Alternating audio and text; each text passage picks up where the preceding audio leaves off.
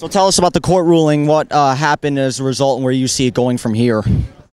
Well, the three-judge panel today reserved a judgment there. They said that they might wait till the Clapper case in the Supreme Court because they saw a connection to this particular case. So there was no judgment today. What we heard today was the Department of Justice attorney argue his case.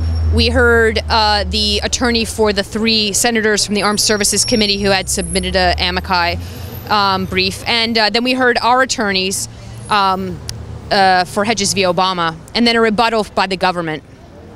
Okay, so just the idea of the war on whistleblowers, you see it continuing, because it seems like more of a trend where the Obama administration continues to go after more whistleblowers and it just continues. So you think this is a current trend? It's going to get even worse now with Thomas Drake as another example, or any other examples of whistleblowers being persecuted for their crimes of speaking out against war crimes?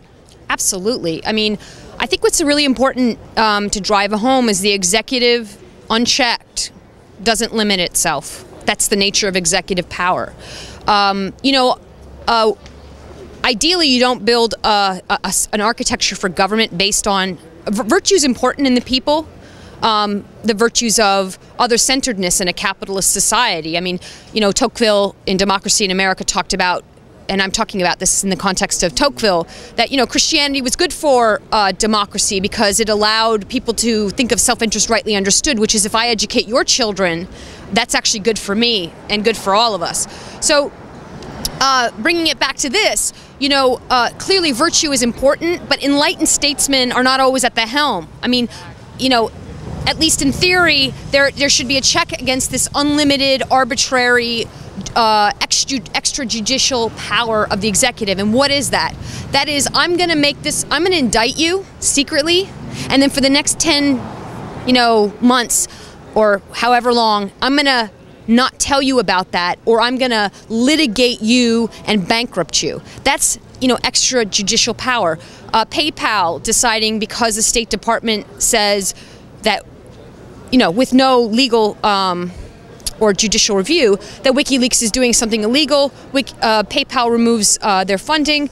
That is the application of extrajudicial power. And that doesn't go away without a check. You made a good point also during the panel here about reforming Congress and bringing it back to Congress, which is supposed to be the stopping all this legislation, which we seem to have let go now as a general public. So it seems like a good idea. You made a great point about that, reforming Congress. I mean, I'm not trying to pretend that is like that's an easy fix. It isn't. That in itself is hard enough. Yeah. And that's our branch. I mean, that's the branch of the people. A couple of things. I like to start from where I'm at. And I also trust people's learning curves. We got to start from where people are at. We could talk about other forms of government, other types of representation. That's all valid. But for the majority of people, where they're at and their thinking, if it doesn't work, that's the best teacher, because then you can move on. So in life, so in government. So, okay, Congress and reforming Congress, there are some problems and obstacles. The unlimited campaign finance of the overturning of Citizens United. We need that overturned. You can also look at the fact that our political parties are completely, the creative class doesn't really use heavy social capital. I mean, I think the success of Occupy and swarms on the internet is that they're able to have weak social ties. It's a completely different approach to organization. So you see that with the Pirate Party and things like that. So really actually reforming our political parties and using tactics to either try to pass a constitutional amendment, get Citizens United, they're all part of that learning curve that gets us to the next place. Also, your great work in covering the Bradley Manning case, if you could highlight some of that, your great work there in covering that case, which is still going on, including the NDAA as well. And that seems, what's the relation for people out there with Bradley Manning and the NDAA in general? Well, Bradley Manning has been in military confinement for almost 1,000 days. When he has his trial on June 3rd, 2013, he will have been in pretrial confinement for 1,102 days. It's a very complex case. I mean, we have 30,000 documents that have not been seen by the public. There's no public transcripts. There's no public filings except for what defense posts on their website.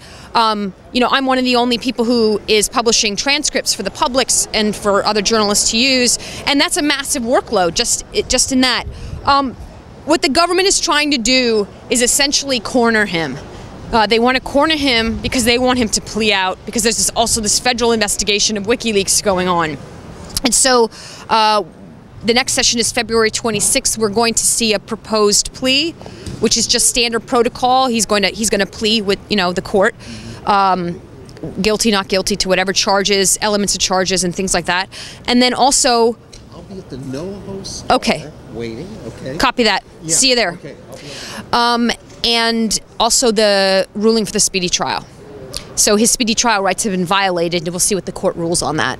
So just to wrap it up here, tell us about any websites you have, any people could find your work, Twitter, YouTube, anything else like that for people to know about your work and covering this aspect that more journalists should be covering.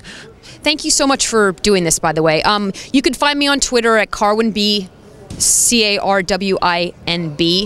like Carwin-Billiquist. You can find my timeline at usvwikileaks.org, and then you can also find that connects to the transcripts, so that's alexaobrien.com.